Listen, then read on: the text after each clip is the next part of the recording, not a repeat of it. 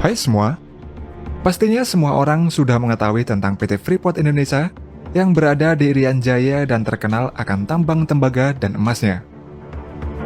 Saking banyaknya jumlah biji tambang yang ada di tambang PT Freeport ini, membuatnya menjadi tambang tembaga dan emas yang terbesar di Indonesia dan salah satu yang terbesar di dunia.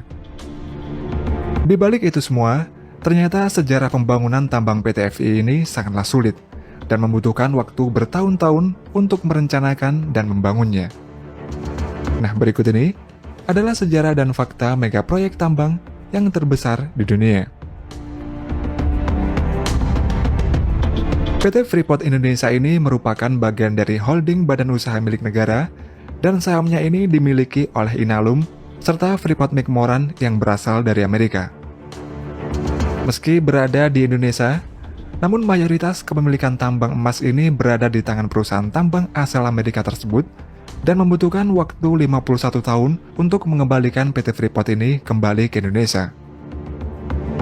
Penemuan tambang emas ini bermula dari penelitian seorang geolog Belanda yang bernama Jan Jacques Dossy, di mana dalam laporannya Dossy ini menulis terdapat gunung tembaga di Papua yang dia beri nama Esbek. 20 tahun kemudian, pada 1960, Forbes K. Wilson, seorang direktur dari Freeport Mineral, mendapatkan informasi mengenai catatan Dossy ini, dan dia pun sangat tertarik untuk mengeksplorasi Esbek ini. Wilson kemudian melakukan ekspedisi dan eksplorasi senilai 1 juta US dollar dan berhasil menemukan cadangan 33 juta ton biji besi dengan kandungan tembaga sebesar 2,5%.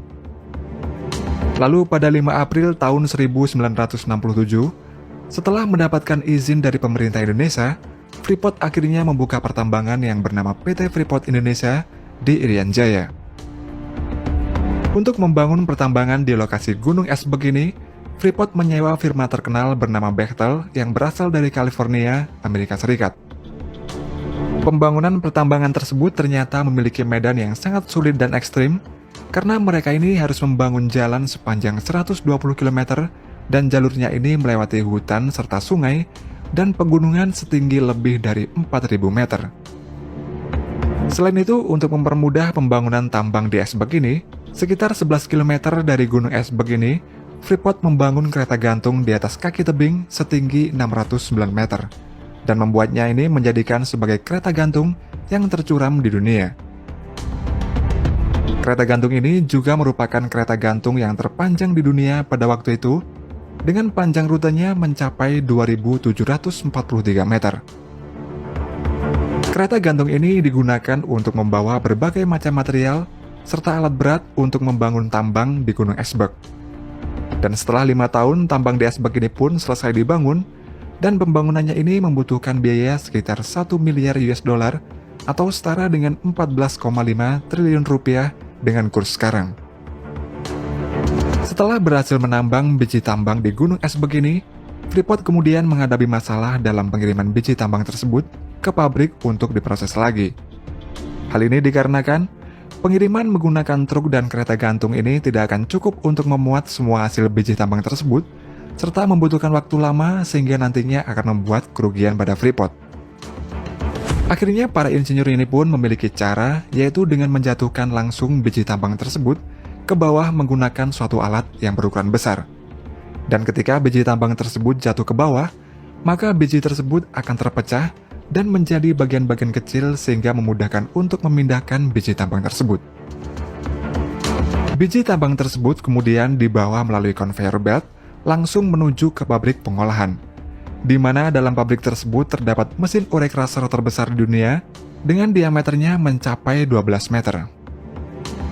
Mesin crusher ini berfungsi untuk menghancurkan biji tambang hingga menjadi bebatuan yang halus atau disebut dengan powder ore. Powder ore ini pun kemudian dicampur dengan air sehingga menjadi konsentrat slurry yang mengandung tembaga dan juga emas. Untuk selanjutnya, konsentrat ini pun diproses lagi dengan cara dilebur atau disebut juga dengan smelter, di mana setiap tonnya ini terkandung 317 kg tembaga, 30 gram emas, dan sekitar 30 gram perak. Kemudian pada Desember 1972, hasil pengolahan biji tambang ini pun dikirim pertama kalinya menggunakan kapal di pelabuhan Irian Jaya. Setelah itu, karena cadangan esbek ini diperkirakan habis pada 1987, maka pada tahun 1984, pimpinan Freeport McMoran memerintahkan semua jajaran Freeport untuk eksplorasi mencari lokasi tambang lain.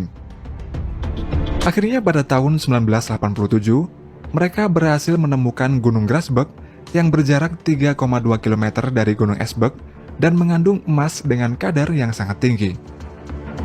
Grasberg ini diperkirakan memiliki cadangan sebanyak 40,3 miliar pon tembaga dan 52 juta troy ounce emas, serta merupakan cadangan tembaga dan emas terbesar yang pernah ditemukan di dunia. Lokasi Grasberg ini jauh lebih terpencil dan lebih ekstrim lagi dibandingkan dengan Esbek karena terhalang banyak tebing curam dan tinggi. Namun dengan adanya para insinyur, hal tersebut dapat diatasi dengan penggunaan teknologi modern. Kemudian karena terdapat tebing yang menghalangi antara Esbek dan Grasberg ini setinggi 4.000 meter lebih, maka untuk membuat akses dari tambang Esbek ke Grasberg, Freeport ini membuat heat road yang tidak seperti jalan pada umumnya. Heat road ini memiliki sudut kemiringan antara 22 derajat hingga 30 derajat, serta jalurnya ini berliku-liku dan terus menanjak hingga ketinggian 4.114 meter. Keberadaan heat road ini sangatlah membantu dalam pengiriman biji tambang dari Grasberg ke Esbek untuk proses pengolahan. Serta heat road ini juga untuk membawa berbagai macam komponen alat berat yang beratnya ini mencapai puluhan ton. Grasberg mulai dieksplorasi pada tahun 1988. Proses penambangan pada Grasberg ini dilakukan non-stop siang dan malam, di mana setiap harinya dapat menambang sebanyak 600.000 ton biji tambang per harinya dengan menggunakan berbagai macam alat berat yang terbesar di dunia. Salah satu alat berat yang digunakan dalam pertambangan Grasberg ini yaitu menggunakan shovel yang terbesar, di mana dalam sekali angkut alat ini dapat mengangkut bebatuan tambang sebanyak 80 ton per angkutnya.